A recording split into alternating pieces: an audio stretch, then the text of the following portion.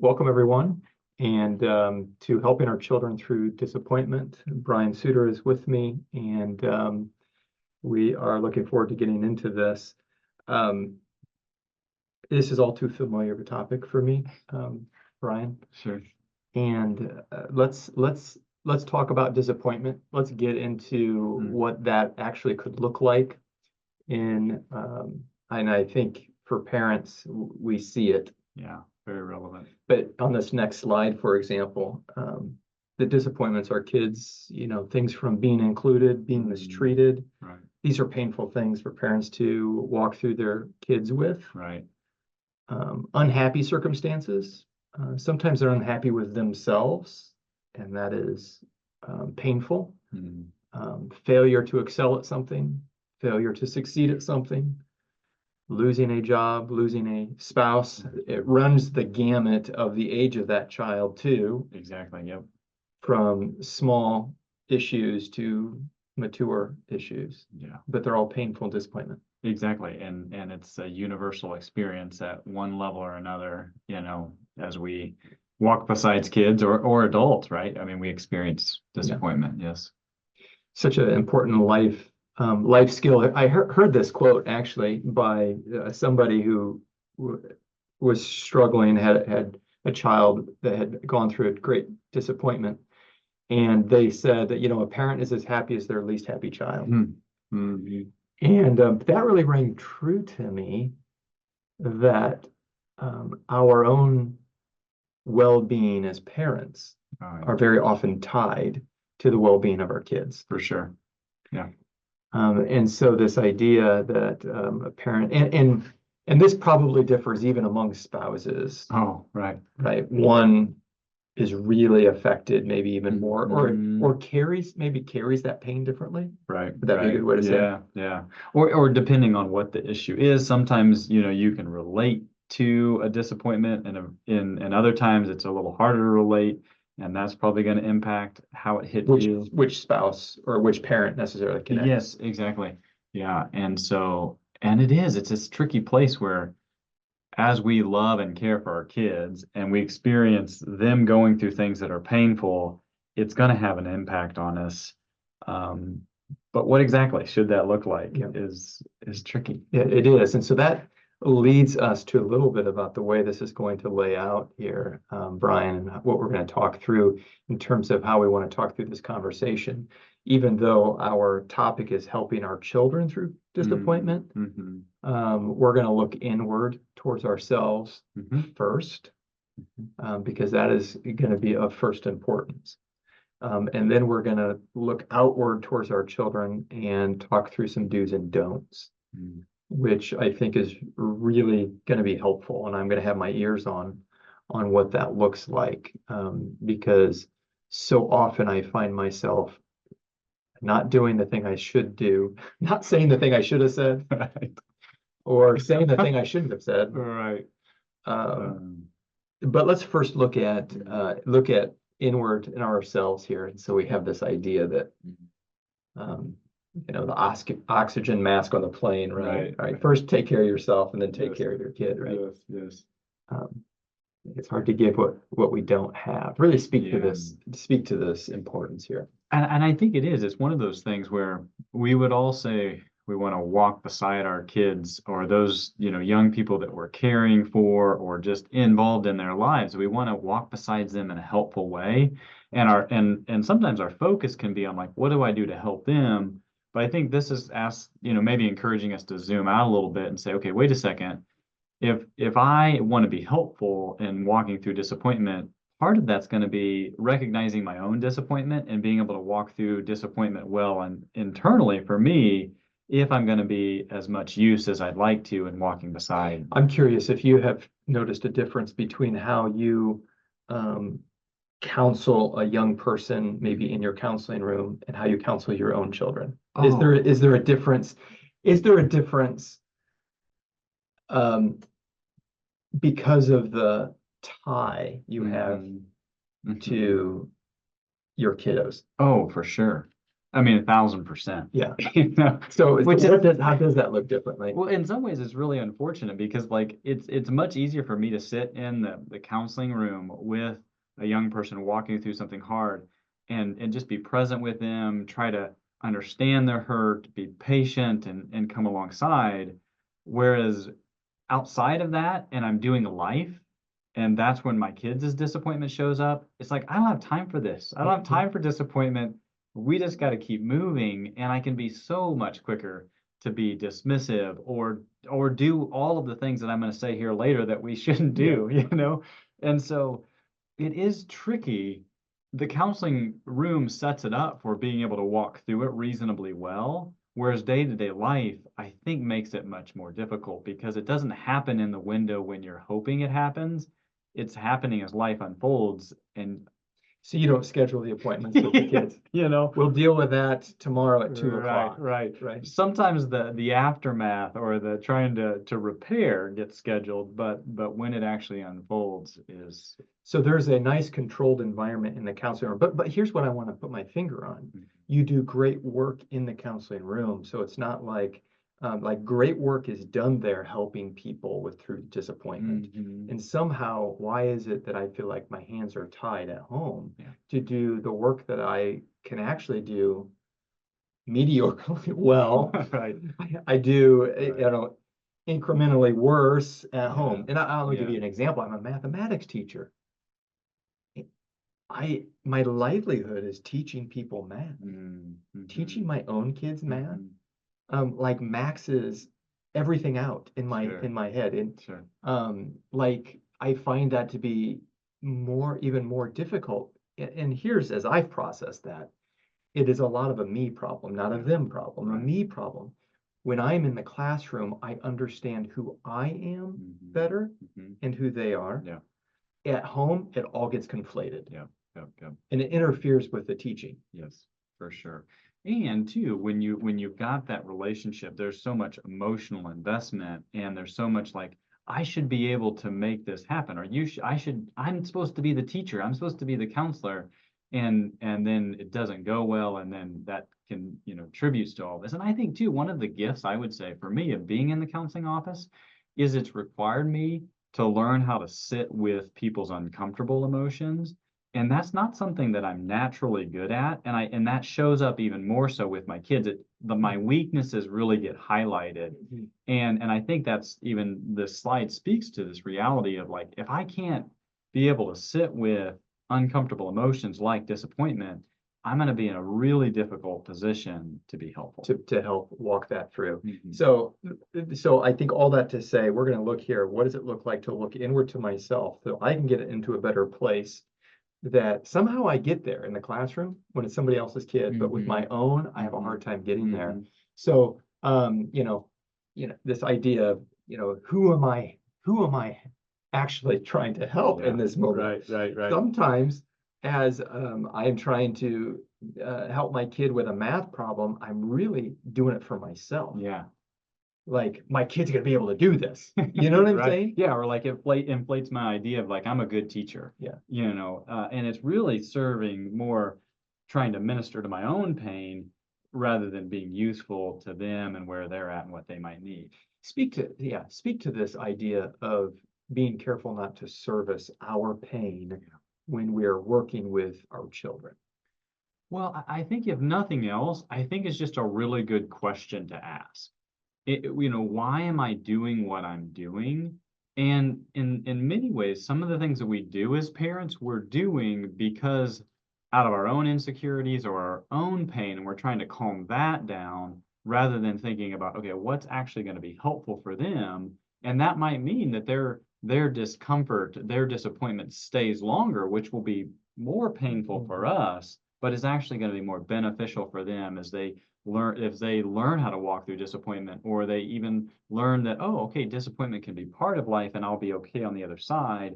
If we step in and minister our own pain, it may not go the way that's actually going to be helpful for them. So let's take for an example, try to put an example to this. I might have the mindset that says, my child's not going to fail a class. Right. Right. Well, that's all of a sudden that pain is now mine. This is about me. Yes. rather than walking through this disappointing educational experience with my child, having the foresight to say this might be the road that they're on. Right. Right. Yes. Yes. But the crisis is all I can see, and I tie myself into that crisis, not mine. Right. And I think like even an example of that would be, so when my third grade daughter takes her pumpkin project into the school, you could get a sense that maybe not all the kids did those pumpkins, you know? And I don't know what the motive is there, so I'm not trying to say that, but I think that would be an example of like, oh, Johnny wants to have the best pumpkin. And so that's so funny because I think every parent with their oldest child has this story. yeah, For me, yeah, it was taking the project to the fair. sure. I read the description like Josh was supposed to do this thing. Right. You know what I mean? Right, totally. But when I got there, somehow I had this inkling that I don't think, you know what I mean? Yes. I don't think that all that 10-year-old boy really did that all by Yeah, himself, yes, you know? yes. But that's so funny. And it's interesting, like to just see it, even though you might be parenting a 17-year-old, to recognize that what we do at their third grade pumpkin, project is setting that trajectory and just being thoughtful about that. Because at some point they're going to get into the arena where we can't do it for them. And if they haven't, dealt with, coming in third at the pumpkin contest, that's going to be a lot harder. But what I see this really speaking to, Brian, is this concept that there needs to be healthy separation Right. between who they are and who I am. It's kind of like who is who. Right. And the separating of us speak more to that concept. Yeah. And I think it even goes back to one of our earlier slides about, a parent only being as happy as their least happy child. Like that's very true. And yet there's also part of us, like, how do we make sure that we don't take on what is theirs in a way that's beyond what we ought to? That we are separate and we need to let them have their emotions and we can have our emotions and we can come beside them in that, but also just to be careful that it doesn't become ours when it isn't, or that, because I think too, what we're modeling there is then they're supposed to take on what is ours. And that gets backwards too, if that's what they feel like, oh, if mom's taking care of all of my emotions or dad's taking care of all of my emotions, maybe that's what I'm supposed to do with them. And it starts. Well, let me play that out so I make sure I understand that. If we have this where we don't have healthy separation between us, perhaps they might say, I'm not going to raise this disappointment because I know what this is going to do to mom. Exactly. Mom or the child might think, dad needs me to be strong right now. Yeah. So if those thoughts are going through the kids' mind, it might be an indicator, perhaps based on what you're saying, that we don't have a healthy degree of separation. Yeah. And I think in some ways, like that's probably going to naturally cross a child's mind in and of itself.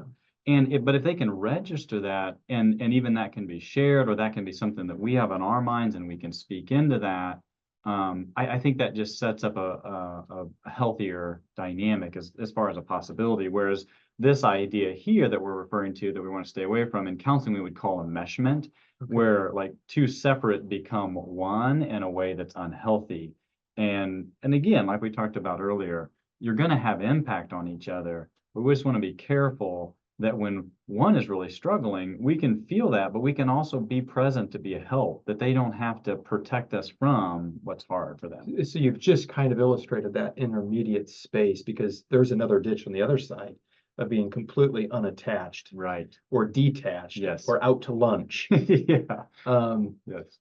Which I might say sometimes is a way that we handle our own pain. Oh, for sure. So yes. Now I'm kind of going back full circle. It still is about me a little bit. Exactly. If I am detached and I'm just like, listen, I don't have the bandwidth for this. Right.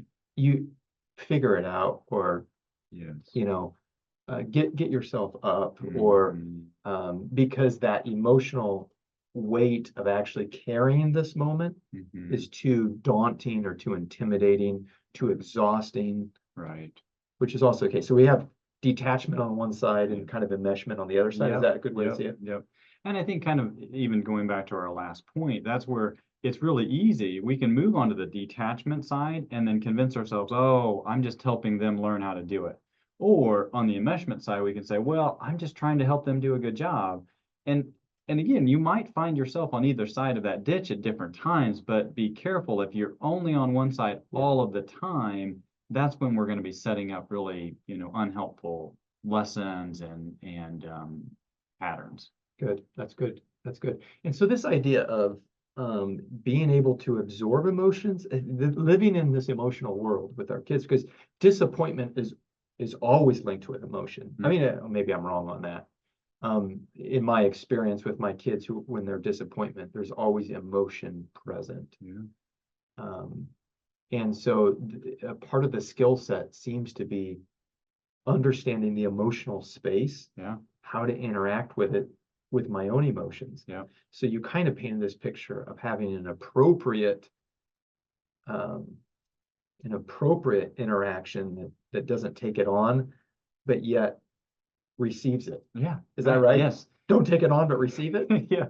And it's a little bit like, you're trying to walk this tightrope that, you're gonna find yourself on either side of that. But even if that can just be a mindset of like, I wonder, am I taking this on too much, or am I too detached? Those can just be helpful questions to keep us on the kind of in between the lines, if you will. Mhm. Can you give more of an example of what it would look like to take it on, but not, to receive it, but not take it on? So, is there any more guidance on like, we get sideways or somebody has taken it on too much when something is the case? I don't know. Yeah. That comes to mind. I mean, I think that probably will be some of the things that we'll get into when we talk about the don'ts and the Okay. do's later. And that's fine. I can wait for that too. But I think, and it's hard, it's tricky, but if you find yourself, having a hard time sleeping, that your mind is just kind of spinning on, the hurt that your child is going through, certainly we would expect that at times, depending on what kind of disappointment we're talking about. But that might be a sign of like, okay, maybe I'm taking this on more than I ought to. Or if you just have no idea of the sort of things that would be disappointing to your child, that's you're getting more close to the totally detached side of things. Yeah. Well, this really leads then this concept of emotional health, which is what you're saying here too. One of the ways to be healthy is for ourselves to be emotionally healthy, right? Isn't that what you're asking here? Yeah, yeah. Say a little bit more about that. Yeah, and I think even just the modeling piece would be maybe something to highlight here, is just to recognize as you walk through day-to-day life and you experience disappointments, the way that you talk about that, the way that you handle it is just a great arena for your child to observe and learn about what it means to be disappointed, to experience that, and to walk through it. And so I think sometimes as parents, we err on the side of never talking about our disappointments, and sometimes we only talk about our disappointments. But, I think if we can recognize and even share, hey, I am disappointed, or this is a bummer, and then to demonstrate what it looks like to be sad or impacted by that disappointment, and then to walk through it in a healthy way, whether that's, okay, this is what we're going to move on into the next thing, or, what, I think it'd be good just to pause and have a prayer, or whatever those things sort of look like. And to do that with the small things can be really helpful for kids to observe. Are you really suggesting too that our kids pick up cues and learn a great deal on how they deal with disappointment is how mom and dad deal with disappointment? Oh, yeah, exactly. Yes, that they're picking up much more, by what we do than what we say. We'd like that to be different a lot of times, but a lot of times the learning is taking place and they're observing how we're walking through it more so than what we're saying. No, that makes a lot of sense. Okay, so that I think kind of brings together this idea of looking inward before we look outward. So now we're going to go to this outward piece of helping our kids in their place of disappointment. And so the first point that I think, Brian, we want to make is is that life is full of disappointment. Yeah. Yeah, and that's a hard reality, but I think it's a really important reality that we come to terms with and we help our kids come to terms with that the goal isn't that you won't have disappointment or difficulty. The goal is to be able to recognize it and learn how to walk through it well. And I think even just kind of this picture, I think to me it brings to mind this idea that the Lord doesn't promise like really straight, narrow, easy paths. He wants to give us the kind of feet that help us walk through the difficult paths that are there, and that's the reality of the world that we live in. So this mountain goat here has been equipped with the feet and the muscle and the agility to overcome obstacle. Yeah, Like that's what it does. yeah, And to have a pasture of ease is not actually according to its design, which is really kind of interesting to think that we have also been equipped. Really, what you're suggesting, we have been equipped, but perhaps those skills need to be honed yeah, and grown and matured yeah, to walk through disappointment as much as we would like to advocate disappointment or do away with disappointment. right. But Yeah. but Brian, as a parent, it's very easy to go down that road Oh, where all of a sudden I want to fix it. yeah, right. And I thought of an example and then I retracted it because sometimes that you need to. Oh, Right. My sure. my point was, well, maybe I need, let me call the teacher. Right. You know what I'm saying? Sure, sure. I need to call the teacher, which I'm a teacher. There's a ton of appropriate place to call the teacher. Yeah. But sometimes when we try to step in to control a thing, what am I trying to do? Yeah. So Yeah. that's a good reminder. Yeah, no, and I think it is. It's just a mindset sort of thing, and I think it gives difficulty.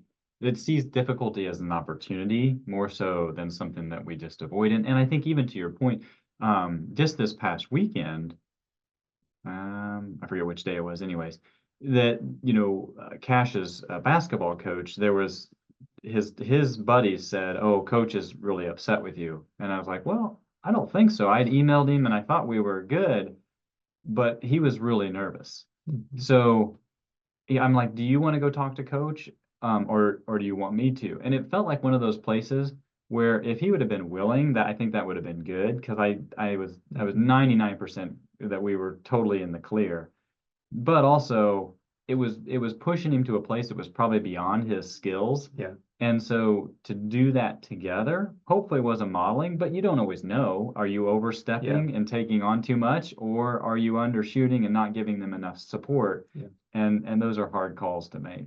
Yeah.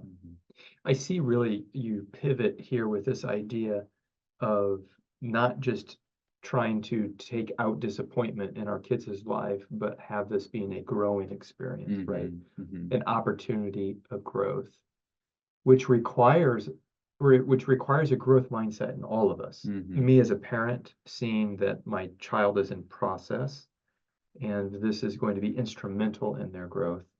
But even more difficult probably to see is a kid's viewpoint that getting cut from the basketball team is going to in any way be a boon to my life. There's just no way for me to compute that, right? Right.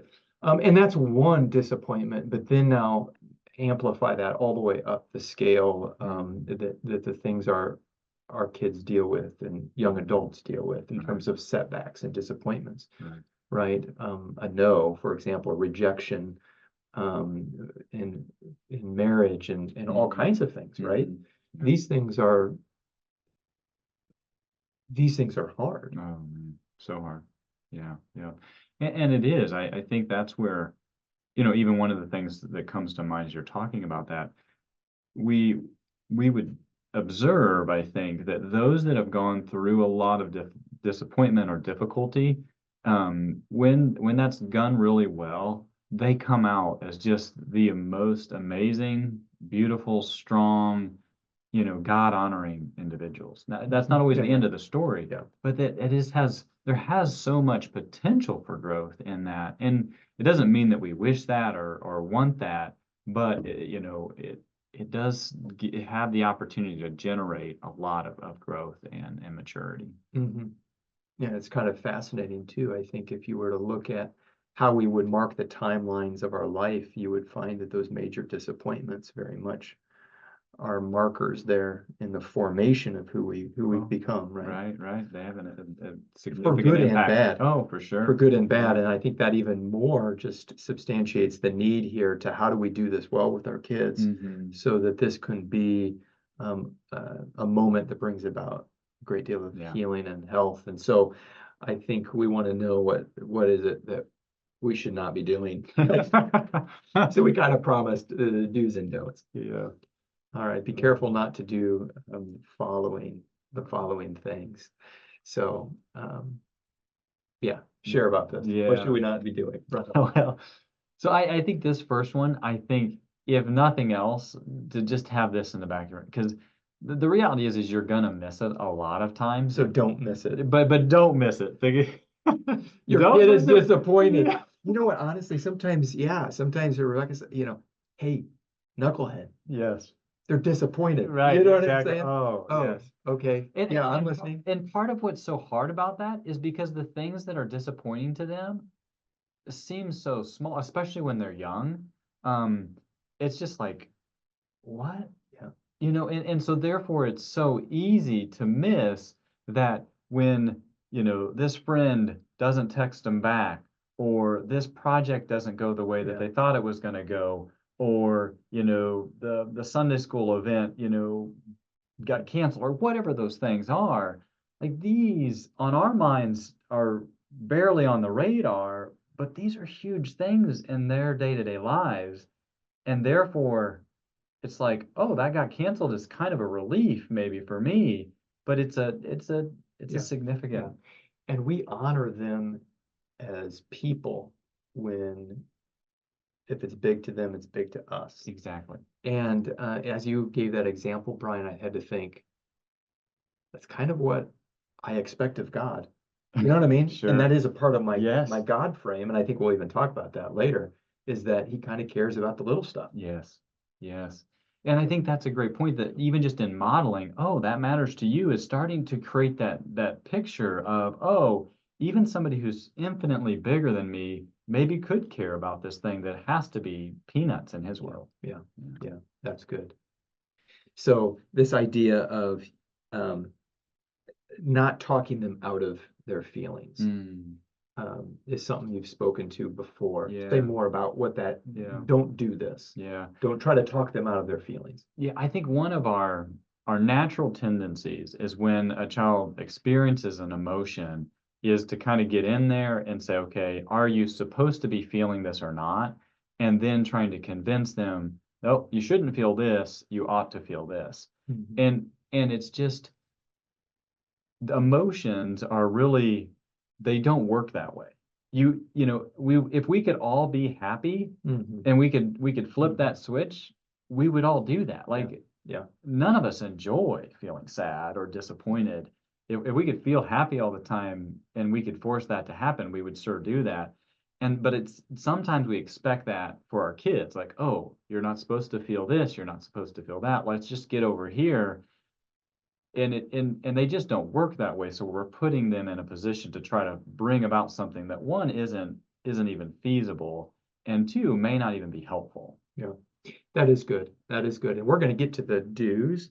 But something that Craig Stickling taught me as we were working through some disappointment with one of our children, and he was helping, is he didn't talk them out of the feeling, but he did help them see the size that feeling should be. So, and our terminology was small bucket, middle-sized bucket, and really large bucket. Like, okay, we're angry right now because of this certain thing. Yes. Should it be a small bucket angry, a middle bucket angry, a large bucket angry, And that became, again, younger ages, that became really helpful vocabulary tip, because at home, we could use that then. Okay, how sad should we be? This is sad. Yes. This is sad, and you should be sad. Yeah. let's scale the sadness. Yes, yep, yep. And I think that's where, again, you're letting the emotion be there. You're not trying to talk them out of the emotion. Yeah. You're like, oh, okay, this is what you're feeling. How big is it? And okay, as we look at some of the circumstances, how big would we anticipate it being based on those circumstances? And you're starting to give them language to Yeah. be able to articulate that and think through that, which I think is so key. Whereas if like you're just trying to talk them out of the emotion, you're almost always just dismissing. Well, you're basically saying it shouldn't be there, or if it's Mhm. it's small and insignificant. And the reality with emotions is that they're just going to show up sometimes and not even have a reason. Mm. So when they sometimes if they show up and there's not a direct reason, you wake up and you're just like kind of sad. Like if you're talking them out of it, there's no space for what to do with that. Whereas it's like, oh, okay, you feel sad. Okay. Like, how do we just acknowledge that? And you can feel sad and you can still be wise. You can still Mhm. make wise decisions. And let's focus on that. And we'll see if maybe something comes together of why it's there. And if not, I bet it'll just Change in dissipate. time. Yeah, exactly. Don't rescue them from feelings. Mm-hmm. Mm-hmm. We do this sometimes, don't we? Yes, it is hard not to for a lot of us. Yeah. It is kind of going back to something that we've communicated already, but it's hard to see somebody that you care about experience painful emotions or painful experiences, and that automatically puts you in a position of wanting to try to just make the pain go away. But then generally what that leads to at a practical level is offering solutions that bring temporary relief, but actually set them up for really unhealthy, unhelpful ways of dealing with difficulties. So, for example, what that might look like today, it often looks like giving a child a screen in the midst of their disappointment, or certain kinds of foods like sugars, like those would be for young kids. Those would be very common ways that we use to rescue our kids from feelings. Mm. There's something I think really profound too about how we assess a situation based on their feelings. So if the sadness, for example, is really painful to sit with, Mm-hmm. right? So if they could just not be sad or be happy, then we're all good. Right, We're all good. right. Okay. Now, again, another silly teacher analogy here. Mm-hmm. But I have found as a teacher that my teacher well-being is very much tied to the grade book. Mm. That is the numbers that reflect what my students know in theory. Sure, Right? sure. And I just know this of myself. I have the ability as a teacher to bump everybody a grade level up. Oh, Like sure, I could do that. sure. I've got the authority to go in there and make the adjustments. And I promise you, if I were to do that, it would change my mood immediately, but yet change nothing about the reality of the situation. Right. You know what I'm Yes, saying? yes, yes. And so I see that as you raise this point about rescuing them from feelings, it's almost like that will fix the situation. Yeah. When it doesn't. No, it doesn't. No, it helps bring temporary relief, but I think in the long term, it moves us out of helping them grow and into more just keeping them stunted, that the next time they face a similar situation or a more difficult situation, their only option is going to be to fix the books. Yeah. Because they don't know how to just be sad and trust that if they can just be there, eventually that'll pass and they'll be able to move into helpful behavior that will help in the growth piece. And so Brian, in these examples, you're really, boy, this is a lot been on feeling, Mhm. right? And emotion. Right. So as we think about another thing not to do, and we really kind of talked this, you've mentioned before, don't convey that unwanted emotions are bad, Mhm. right? This Mhm. idea, and I think that really has a lot about what we're talking about right Yeah, now, yeah, right? yeah. Certain emotions are bad. So say more about that piece. Yeah, I think it's again just another one of those points for parents to recognize that we don't want to really put emotions in this as a bad category versus a good category, but to see emotions as something that God has given, and some are comfortable, some are not comfortable, but a lot of times they are giving information to us, and there's helpful information if we're willing to explore what might be behind them. And if we don't make space for the emotions that are uncomfortable, then it's really hard for them to move into and enjoy the pleasant emotions too. That we're kind of, if we're saying these emotions are bad, we got to stay away from, accidentally we're kind of cutting them off from some of these emotions too. Yeah. So when disappointments arise, we really have a great classroom to grow as emotional human beings, Yeah, right? right. And I think as we grow as emotional human beings, that contributes to flourishing and being able to actually experience the sort of things we want to experience and they want to experience emotionally. If we can kind of get healthy in that space and learn how to operate in this emotional world well, that actually helps expand the possibilities. Yeah, that's good.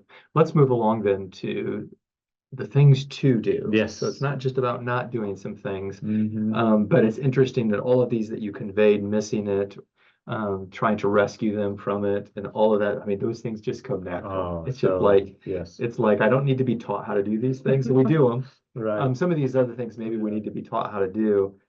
So let's talk about help them. How Mm. do we help them? How do we help them do Yeah. this? Yeah. Um, yeah, share on this. Well, I think even in this, just to see where there's disappointment, that really, in many ways, you're just helping them walk through grief. You're helping them walk through the sadness that comes along with an expectation that's not met, whatever that is. And that is, if we can help them recognize the emotion, if we can help validate the emotion of like, oh, okay, yeah, that makes sense, and be a partner that's walking beside them, that's walked down this road many times on other topics, that's just going to put them in a much better position to walk through You it. know, I've heard it been said that emotions are somewhat messaging to us, saying they're giving us uh, their lights on a dashboard and that Sure. type of thing. That's a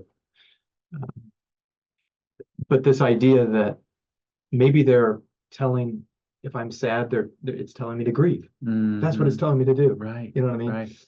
Very often though, my emotions, I interpret my emotions to say something different. For example, disappointment telling me that I'm bad, or Mm. disappointment telling me that I'm a failure and will never turn out to Yeah, anything, right? right, right, Those right, things are very gripping. right, right. But really, what you're doing, you're pivoting in this and saying, oh, no, no, your sadness is telling you to grieve. Let's do that.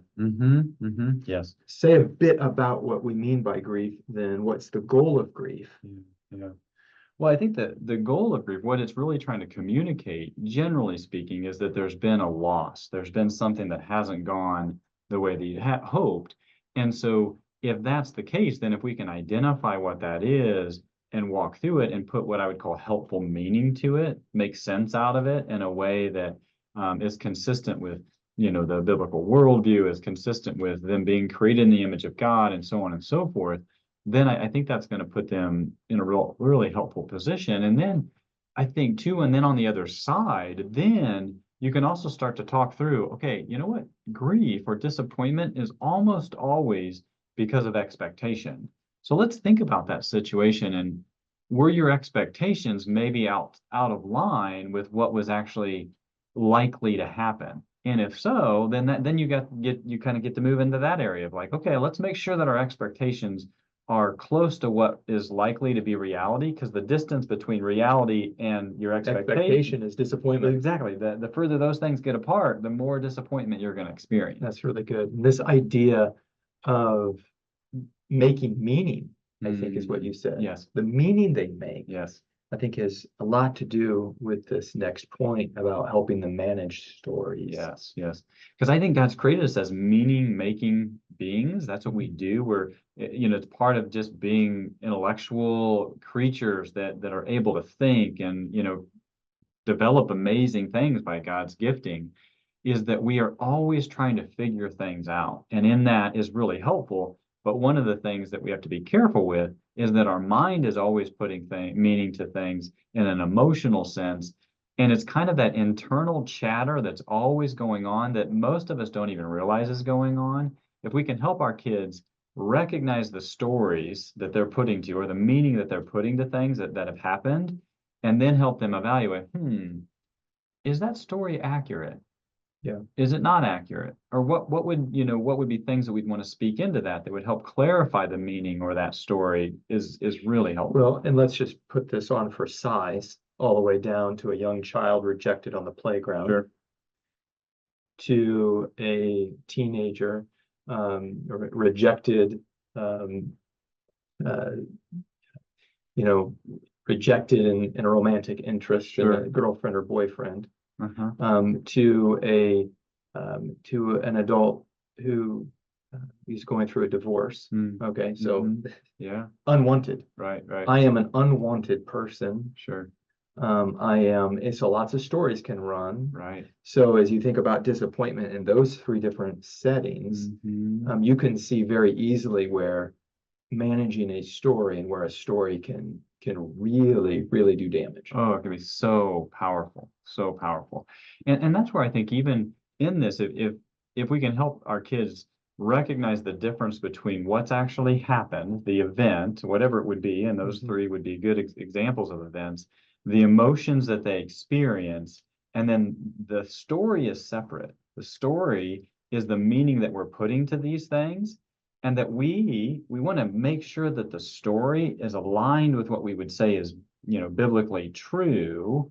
Yeah. And that's a tricky thing to do, especially if you don't identify it as story. Because as we walk through life, we assume story is just the event. We merge those two, and if we can help Yeah. our kids start to piece those apart, then they can work with the story. That I'm making meaning of something, right? Mm-hmm. Very much circles very closely, I think, to their identity and that type of thing. Something I know that I have that I find have been profoundly difficult is walking with my kids through identity, walking through with my kids when perhaps they're not happy with who they perceive themselves to be. This can be a really dark and difficult thing. Yes. Right. So much So I'd love to hear your thoughts on Yeah. this idea of helping them Yeah. with their own identity. Yeah. Because disappointment is high stakes for that question. Yeah. Yeah. Because I think this is actually like maybe a zoomed in aspect of their story, but I think it's a zoomed in aspect that's really important for us to highlight. It's the story that says, what does this mean about me? Okay. Yeah. And I think that's such an important question for us as caretakers or parents to have in mind as our kids work through things or experience life, helping them sort through what does this mean about me in a way that's true is so important, because that's not what they're going to naturally do.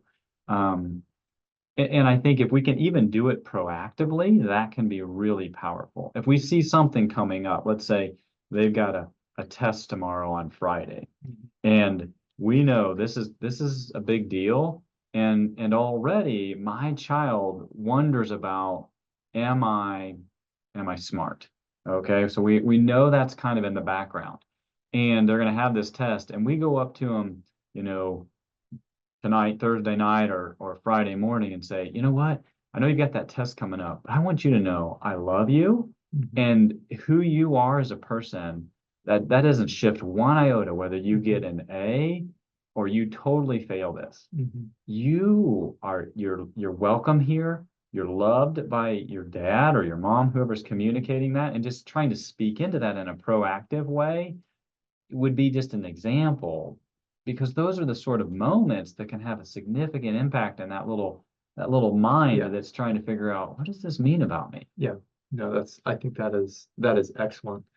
We're going to have two more points to make on this particular item here, and then we'll have time if any of our listeners have questions, they can unmute themselves and ask that question. So you can be getting ready for that if you're at all interested. But this idea, we've touched on this already now, Brian, about God image is at a crisis in a moment of disappointment, isn't it? Yeah. I mean, I know I have heard statements like, why did God? And why doesn't God? And that's not fair. You know what I'm saying? Oh, yeah. They're raising some really, really big things. So I think disappointment is a place where faith can be founded or faith can really fail. Yeah, no question. Yeah. Yeah, and so I think this too, much like the identity piece, is a really important aspect of the stories, piece. What does this mean about God? What does this mean about who He is? and his view of me and his care towards me. And that comes right into center focus as we walk through disappointments and our kids walking through disappointments. Yeah.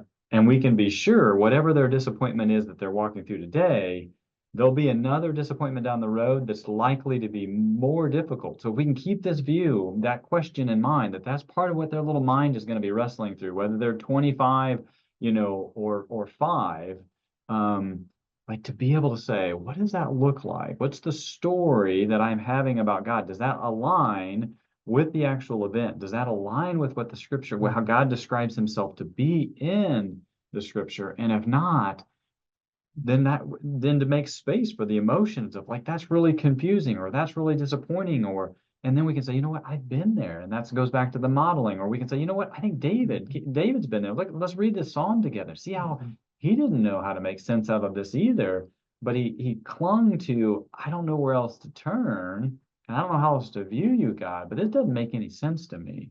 I hear what you're, I hear a raw honesty though too, Brian, in the way that you've just talked about that.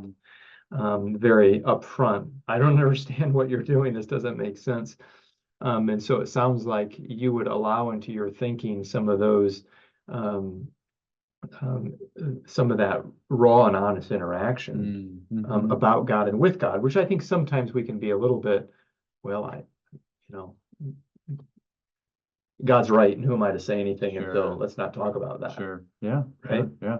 But I do think, it seems like, those in the scriptures are very honest about that. And I think if we can allow for that, and even too, in this space, if we can be proactive in trying to build up what the view of God is in the scripture before the storm hits, I think that's really helpful too, and probably takes us back to that. We don't want to be detached, and we don't want to be a mesh. We want to be in this sweet place of like, okay, we care and we're connected and we're aware of what's going on, and that then allows us, I think, to be proactive. Just this idea, helping them grieve, helping them with their God image. I think even in our conversation, a word that comes up here is a lament. This is a topic that we've done a podcast on. I'm sure there's some webinar content on lament. There's articles out there. It's a really beautiful way to take our pain to God. And so if our listeners are interested in looking more into that, you'll find that much of the Psalms are a lament, for example, in a really healthy way to take our complaint onto the broad shoulders of God. It's really an act of faith, because it's, God, you're big enough to handle and hold this. So here it goes. And I have found trying to help my children lament has been a good exercise. And I don't know, how do I do that? And thinking that through. And sometimes you have to model it, and you have to do it with them. And learn together then in that. And if there's space for them to ask questions, or what about this, or how, I think that sometimes you have to really coax it out of them. Right. Yes. Say it. Yes. What is it? Let's hear it. Yeah. And that comes back to being able to manage our own disappointment well, like we talked about the front end. If it's not safe of them, if they don't think Dad is able to hear what I have to say and is able to not just kind of totally melt down and go into a hole or get really angry and frustrated, then they're not going to be able to do that. And then they're left to try to sort through those stories themselves, which is, I don't think we want to do that where we can avoid it. It's hard. Okay. And then finally, again, this was our last point here. Brian, you say give them hope. Yeah. I think in the midst of all of this, if there's anybody that has reason to be hopeful, it's us as followers of Christ, that we know the end of the story. And I think that we can be hopeful as we walk beside them and we say, see, when we celebrate on the other side of disappointment, when they've gotten through it, we help them see that and recognize that and see, I told you, I thought we were going to get through this. And then they experience that. And then the next thing comes up and say, oh, I know that's really hard. And okay, let's see, how can we walk through this well? And as they kind of build up this picture of, oh yeah, hard things come, disappointments come, but there is hope. And then, what an exciting thing as they start to get that concept, and we start to be able to share, like, okay, our hope starts to build too, getting through this, but then ultimately just in the big picture of things, that there is always hope, and Yeah. to be able to kind of champion that. We have to be good, I think, too, at knowing when circumstantial hope is hope at all, Sure. and when non-circumstantial hope, which is always present in Christ. Mhm. So, for Yes. example, I mean, a lot of the disappointment that I want to say to my kid is, well, next time, or it won't happen again, or this is what we'll do so it doesn't happen again, right? Mhm, It's all mhm. circumstantial things, Right. and there's good place for that. Like that's Sure. good stuff to do and grow as a human being. Mhm. And but there are many things I cannot guarantee. So you have to have that circumstantial hope accompanied or almost carried Yes. by a non-circumstantial hope, which has got to have God all over it. Oh, absolutely. And I think that's where one of the things we as parents often do, rightfully so, is we say, you know what, it's going to be okay. Mhm.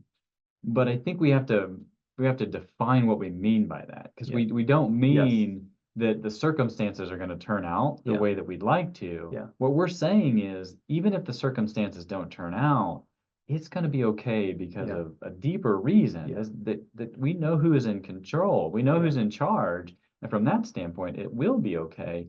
But sometimes if we don't explain that, they think, oh, okay, that means it's going to turn out, and then it doesn't, and then we're a liar. Mhm. Yeah. And that's not even what we meant. Right. But according to their script and according to what they understood, Right. it didn't come to pass. Right. This really brings us to the end of our content here. We just have 10 minutes or so to the top of the hour. If anybody has a question that they want to put, you can chat it out. Arlen, maybe you've got some. Okay, we've got a chat that did come in here. Yeah, no, I got this chat. Let me read it to you, Matt, while you and Brian can think about this. It says, as we as parents and as we walk with other parents, what do you recommend from the self-disappointment that can come from how we are parenting? The challenge to find the balance of all these things through different seasons of parents, or as you walk with parents who are feeling disappointed in themselves in that journey. Is there any kind of recommendations or thoughts you might have? More speaking to the parents who are navigating through disappointment themselves. This strikes too close to home, so Brian, you're going to have to talk to this. Yeah, well, I mean, I think, and even just kind of from your comment there, Matt, I think I would say that we're in good company there, that I think that as parents, as we walk forward in our parenting journey, there is going to be a lot of things that we feel disappointed about, maybe towards ourselves, how we've handled different things. And even in that, to then kind of engage that journey that we've talked about, that yeah, there is going to be grief, there's going to be things we look back on and that we were sad and we wish there were some that we would have done things different, or we see the outcome of how we handled this thing or that thing. And to be able to acknowledge that, to move into the grief process ourselves, to put ourselves in a community that can speak into that and encourage, and also just at the end of the day, kind of coming back to that hope piece of recognizing that we don't take full responsibility for outcomes, including our kids, and trusting the Lord's good hand to even, use our missteps along the way for his good and for his purposes. There are two things that came to mind with this, and one is one thing that you had mentioned is it's been a while ago, but basically how resilient kids are. Like by and large, if you show up for your kids, you're doing pretty good. Yes. You know what I'm saying? Yeah. So I don't know, and that's just lowering the bar to make me feel good. But just to get the sense that none of us do it perfectly. None of us do it perfectly, and to have this a part and self-reflection and disappointment is very near. It's very near into my life. But I will say this. This is the second point. I am finding that my kids now are getting some really good relationships with other very, very strong human beings in their life. Okay. I've got a son doing coffee with just some top-notch brothers in the church, for example. And you know what? And I know that he's expressing disappointment with them, and I think they can do it better than me. Sure. Yeah. Yeah. And so some of, and I can give more examples to 4 of my children in these types of, so kind of almost backing off as a parent. Yeah. And saying, and many of us have a community that wants to step into that. Yeah. And we're able to do that. So Mm. find comfort and grace in a larger community that absorbs some of the parenting. Yeah, no, for sure. Yeah, I think that's a great Because I'm point. too close. I'm way too close to it Yeah, sometimes yeah. to do it well. Yeah, if there's opportunity for that, I think that's a great point to lean onto the community around us. Great question. Yeah, very Thank good you for question. that. Thanks, Brian. Yeah, it's been a pleasure. Appreciate it. Yeah, Thanks each one for coming on. Again, this will be recorded and disseminated on our website if you're interested or want to pass it along. But God bless you, each one, as you work with your children and grandchildren and the children in the church through their disappointment. It's a powerful place, an important field to tend. yeah. So thanks.